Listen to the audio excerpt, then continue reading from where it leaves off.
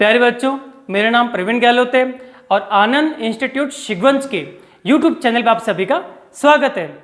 जैसे कि 9th class के पाठ्यक्रम के बारे में हम जानकारी प्राप्त कर चुके हैं और जो हमारा पहला वीडियो था वो था हमारा संज्ञा को लेकर के, और जो दूसरा वीडियो था वो था हमारा सर्वनाम को लेकर के। अब हम चलते हैं पद परिचय की तरफ, तो चलिए पद परिचय की जानकारी प्राप्त करते हैं। आज हम बात करेंगे पद परिचय की। इससे पहले हमारे बहुत सारे वीडियो बन चुके हैं जिसमें हमने इन सारी चीज़ों का थोड़ा सा ज्ञान प्राप्त किया है, या ऐसे कहे कि इनकी परिभाषा, इनके भेद, इनके बारे में पूरी जानकारी हमने प्राप्त की है। लेकिन आज जो टॉपिक आपके सामने है ये 6th क्लास से लेकर के 12th क्लास, 6ठी से 12वीं तक कक्षा के बच्चों के लिए भी बहुत ही महत्वपूर्ण है। ये जितना भी मैटर आपके सामने लिखा गया है, इसको पढ़ने के बाद आपको किसी भी परिभाषा को याद करने में ज़्यादा दिक्कत नहीं होगी और बड़ी ही आसानी से आप इसको समझ सकते हैं। अगर कोई आपसे पूछे जैसे वर्ण के बारे में, पद के बारे में, सर्वनाम के बारे में, तो आप बड़े ही अच्छे से उनको समझा पाएंगे। इसलिए बहुत ही छोटे रूप में इनकी परिभाषा यहाँ पे लिखी गई है जो अपन अभी यहाँ पे पूरा डिस्कस करेंगे। तो चलिए शुरू करते हैं अपन। आइए सबसे पहले देखते हैं कि वर्ण किसे कहते हैं। वर्ण एक ऐसा शब्द है जो छोटी क्लास से लेकर के बड़ी से बड़ी क्लास तक पूछे जाते हैं। बहुत बार तो बड़े बड़े एग्जाम के अंदर भी, बड़े बड़े इंटरव्यू, साक्षात्कार के अंदर भी इनको पूछा जाता है, लेकिन बहुत सारे लोग वहाँ पे इसका उत्तर नहीं दे पाते। क्यों? क्योंकि उन्हें लगता है कि ये इतना छोटा शब्द है, इसको याद करके अपन क्या करेंगे। लेकिन नहीं, ये जितना महत्वपूर्ण है उतना और दूसरा कोई नहीं। इसलिए कि जितनी भी वाक्य है, जितने भी पद है, जितने बड़े बड़े पाठ है, सबकी शुरुआत कहाँ से होती है? वर्ण से होती है। तो चलिए, ध्वनि के लिखित रूप को वर्ण कहते हैं। वैसे आपको बहुत सारी परिभाषा और मिलेगी, लेकिन मैंने आप लोगों के अनुसार जितना छोटा रूप हो सकता है उतना छोटा रूप दिया है ताकि आपको याद करने में बिल्कुल भी दिक्कत न हो। ध्वनि के लिखित रूप को वर्ण कहते हैं। अब बात आती है कि ध्वनि किसे कहते हैं, तो सुनिए, मुख से उच्चारित स्वरों को ध्वनि कहते हैं। मुख से उच्चारित स्वरों को ध्वनि कहते हैं। अब क्योंकि मुख से जो उच्चारित वो स्वर ही हो सकते हैं, व्यंजन नहीं हो सकते, इसलिए जो भी मुख से हम उच्चारण करते हैं, जैसे अभी मैं बोल रहा हूं, जो मेरे शब्द बाहर आ रहे हैं, ये सारे क्या हो जाएंगे? ध्वनि हो जाएंगे। लेकिन ये वर्ण तब होंगे जब हम इनको क्या करेंगे? लिखेंगे। क्लियर? ध्वनि के लिखित रूप को वर्ण कहते हैं। जैसे उदाहरण के माध्यम से समझते हैं अपन। जैसे कि अभी मैं बोल रहा हूं क, अभी ये क सिर्फ क्या है? ध्वनि है। लेकिन जैसे ही इस क को यहां पे लिखा जाएगा, ये क्या हो जाएगा? वर्ण हो जाएगा। इस प्रकार आपको ध्यान रखना है, पता चल जाएगा आपको कि ध्वनि के लिखित रूप को क्या कहते हैं? वर्ण कहते हैं। आपको याद रखना है। उसके बाद बिल्कुल क्रम से इनको जमाया गया है ताकि आपको आसानी रहेगी। शब्द किसे कहते हैं? तो देखिए, वर्णों के सार्थक योग को शब्द कहते हैं। है बिल्कुल छोटी सी परिभाषा, आपको याद जल्दी से हो जाएगी। वर्णों के सार्थक योग को शब्द कहते हैं। शब्द किसे कहेंगे? जब बहुत सारे वर्ण क्या हो जाएंगे? मिल जाएंगे, तब वो क्या बन जाएगा? शब्द बन जाएगा। जैसे कमल और मलक, यहां पे दो शब्द है। एक तो है कमल जिसका अर्थ निकलता है, एक है मलक जिसका कोई अर्थ नहीं निकलता। इसलिए दोनों शब्दों को यहां लिखा गया है कि आपको सार्थक शब्द का जो महत्व है उसका पता चल सके। जो कमल शब्द है वो सार्थक है, उसका अर्थ निकलता है। तालाब में जो पुष्प उत्पादित होता है या जो हमें दिखाई देता है वो कौन सा हो जाएगा? कमल हो जाएगा। तो कमल शब्द हो जाएगा सार्थक शब्द, और जो मलक शब्द है वो सार्थक शब्द नहीं है। तो परिभाषा क्या हो जाएगी? वर्णों के सार्थक योग को शब्द कहते हैं। जब बहुत सारे वर्ण मिलेंगे और वो सार्थक शब्द होना चाहिए, उसका कोई ना कोई अर्थ निकलना चाहिए, तब वो क्या हो जाएगा? शब्द हो जाएगा। अब उससे आगे शब्दों के सार्थक योग को वाक्य कहते हैं।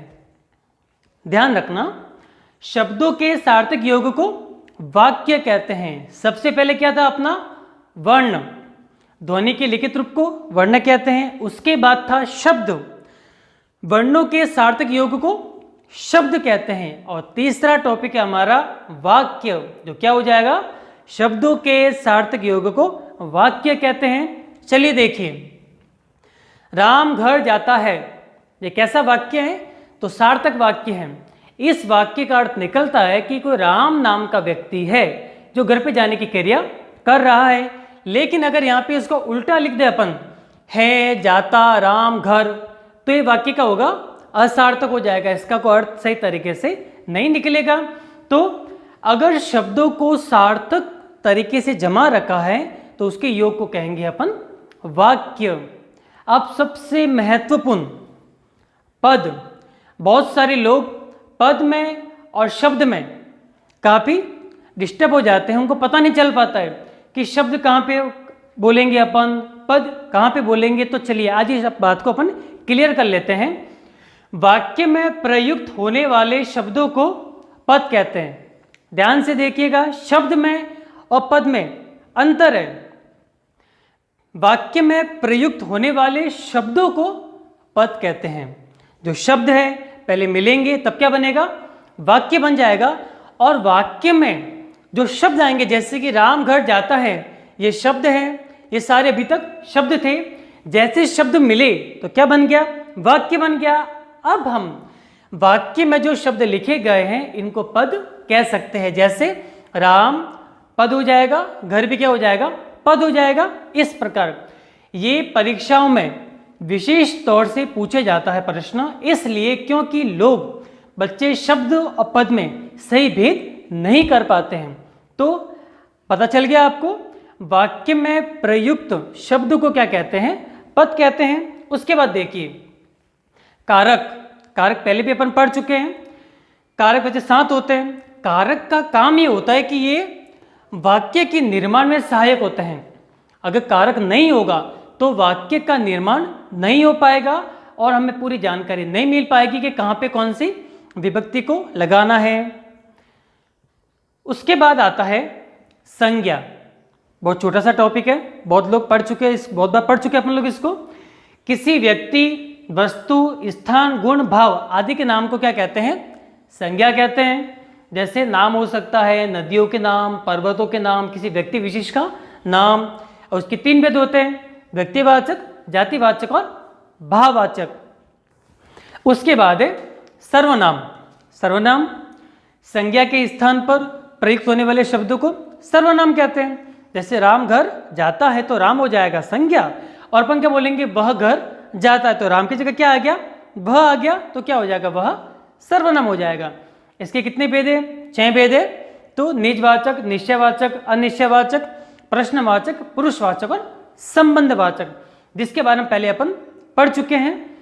सर्वनाम के बाद आता है विशेषण। जैसे कि अगर हमें संज्ञा का और सर्वनाम का ज्ञान नहीं है तो विशेषण भी हमारे किसी काम का नहीं है, क्योंकि इन दोनों के सिवा विशेषण को समझना असंभव है। संज्ञा या सर्वनाम की विशेषता बताने वाले शब्दों को विशेषण कहते हैं। विशेषण के 4 भेद होते हैं, गुणवाचक, संख्यावाचक, परिमाणवाचक और सार्वनामिक। अब बहुत बार परीक्षा में क्या प्रश्न पूछा जाता है कि परिमाण की परिभाषा लिखिए और उसका उदाहरण समझाइए, लेकिन बच्चे परिमाण और परिणाम में अंतर नहीं कर पाते हैं। तो आपको ध्यान रखना है, परिमाण का मतलब नापतोल और परिमाण का मतलब जो हमारी रिजल्ट आता है। नेक्स्ट देखते हैं अपन कर्ता, कर्म और क्रिया। अभी बहुत सारे लोगों को डाउट होता है, शंका होती है कि कौन सा कर्ता होता है, कौन सी क्रिया होती है और कौन सा कर्म होता है। तो चलिए आज इसको अपन डिस्कस करते हैं और एकदम बढ़िया से समझने का प्रयास करते हैं। जैसे कि वाक्य दिख रहा है आपको, मोहन सुंदर उद्यान में घूमने जाता है। इस वाक्य को यहाँ पे समझना है किस प्रकार। चलिए, सबसे पहले जो शब्द आएगा वो अमूमन क्या होता है, कर्ता होता है।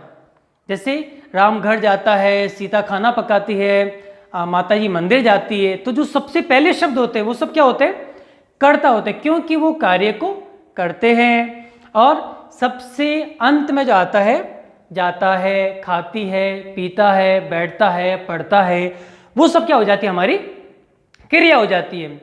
लेकिन ध्यान रखना है कि कर्ता और क्रिया के बीच जो चीजें आती हैं, जो शब्द आते हैं, वो होते हैं हमारे कर्म। जैसे रामचरितमानस पुस्तक को पढ़ता है, तो राम हो जाएगा कर्ता, पढ़ता हो जाएगी क्रिया, और जो रामचरितमानस पुस्तक है वो हो जाएगा हमारा कर्म। तो यहाँ पर भी देख लीजिए, मोहन सुंदर उद्यान में घूमने जाता है।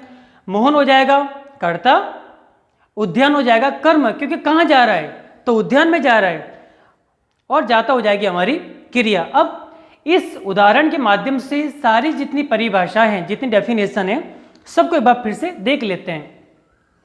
सबसे पहले मोह शब्द को लेते हैं। एक शब्द है, इसमें से आप म को लीजिए। म क्या हो जाएगा? वर्ण हो जाएगा। क्यों? कि ध्वनि के लिखित रूप को क्या कहते हैं अपन? वर्ण कहते हैं। वर्ण हो गया।